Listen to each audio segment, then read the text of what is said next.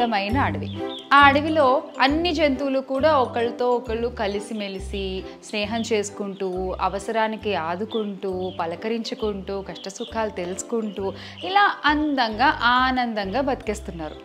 ఆ అందమైన అడవిలో అలా సంతోషంగా బతుకుతున్న జంతువుల మధ్యలోకి ఒక వింత జంతువు వచ్చిందండి. ఆ వింత జంతువు ఎంత అందంగా ఉందంటే అసలు చూసిన వాళ్ళు ఎవ్వరూ కూడా కళ్ళు తిప్పుకోలేకపోతున్నారు ఆ వింత జంతువు నుంచి. అంత అందంగా ఉంది ఆ జంతువు. మొత్తం అడవంతా వింత జంతువు గురించే చర్చ.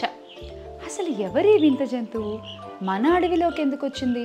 ఇప్పటి వరకు మనం బాగానే ఉన్నాము, మనం అంటే ఒకరికొకళ్ళం తెలుసు. కానీ కొత్తగా వచ్చిన వింత జంతువు గురించి అసలు ఎలా తెలుసుకోవడము? మాట్లాడదామా వద్దా? ఇలా రకరకాల ఆలోచనలతో రోజులు గడుస్తూ ఉన్నాయి. ఆ వింత జంతువు నిజంగానే ఎంత అందంగా ఆకర్షణీయంగా ఉందంటే ప్రతి ఒక్కరికి మాట్లాడాలనిపిస్తుంది.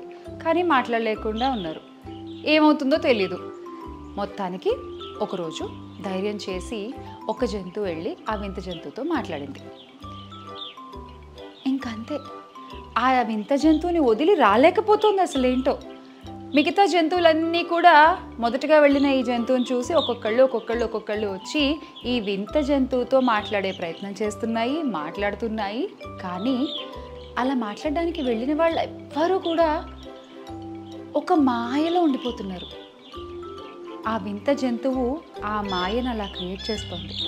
అది ఎంతటి మాయ అంటే ఇది వరకు ఎలా అయితే ఆనందంగా ఒకళ్ళతో ఒకళ్ళు మాట్లాడుకుంటూ, ఒకళ్ళ కష్టాల గురించి ఒకళ్ళు ఆలోచించుకుంటూ, ఒకళ్ళ కష్టంలో ఒకళ్ళు సాయం చేసుకుంటూ ఇలా ఉన్న వాళ్ళంతా కూడా అసలు ఒకళ్ళ గురించి ఒకళ్ళు ఆలోచించుకోవడమే మానేశారు. ఎంతసేపు ఆ వింత జంతువు మాయలోనే ఉన్నారు అందరూ. పిల్లలు కూడా ఇది వరకు హాయిగా ఆడుకునే ఆ పిల్ల జంతువులు కూడా ఇప్పుడు ఆ వింత జంతువు మాయలోనే పడిపోయారు. అసలు ఏంటి వింత జంతువు? ఏమైనా కొంచెం ఐడియా వస్తుందా మీకు?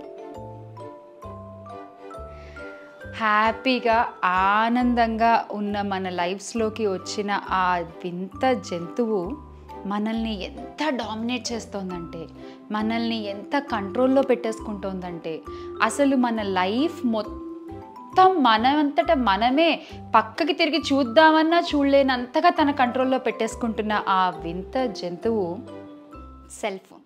ఎస్, ఈ సెల్ ఫోన్ వచ్చినప్పటి నుంచి, నేను ఫోన్ కూడా అనట్లేదండి, ఫోన్ ఉన్నప్పుడు కూడా బాగానే ఉన్నాం అందరం.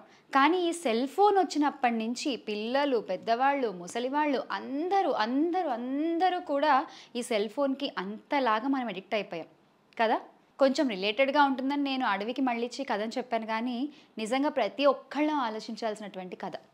ఎలా శ్యామ్లా గారు ఈ సెల్ ఫోన్ నుంచి ఎలా డైవర్ట్ అవ్వడం? మీరు చెప్తున్న ఈ వీడియో కూడా మేము ఇప్పుడు సెల్ ఫోన్లోనే చూస్తున్నాము అంటారు. ఎస్, కరెక్టే. కానీ కొంచెం లిమిట్ చేసుకోవడానికి ట్రై చేద్దాం.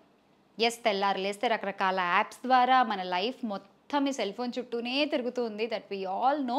సోషల్ మీడియా, ఇంకా అసలు ప్రతిదీ. కానీ జస్ట్ కొంచెం లిమిట్ చేసుకుందాం మన టైంని. మనల్ని చూసి మన పిల్లలు కూడా బుర్ర ఇలా దించడమే తప్ప తలెత్తి చూడడమే మానేశారు.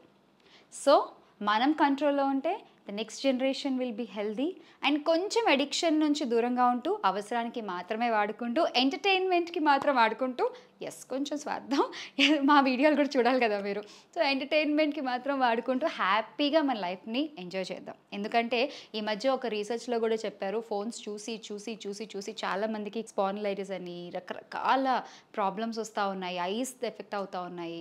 ఆల్మోస్ట్ ఆల్ మీ అందరికీ తెలుసు. బట్ నా ప్రయత్నంగా నా కుట్టి స్టోరీస్లో ఫస్ట్ టాపిక్ నేను ఇదే ఎంచుకున్నాను. ఎందుకు అంటే ఎస్, మీరు నా వీడియోస్ కూడా మీ ఫోన్లలోనే చూస్తారు. బట్ స్టిల్ ఒక చిన్న వార్నింగ్, జస్ట్ టైం లిమిట్ చేసుకుందాం, హ్యాపీగా హెల్తీగా ఉందాం.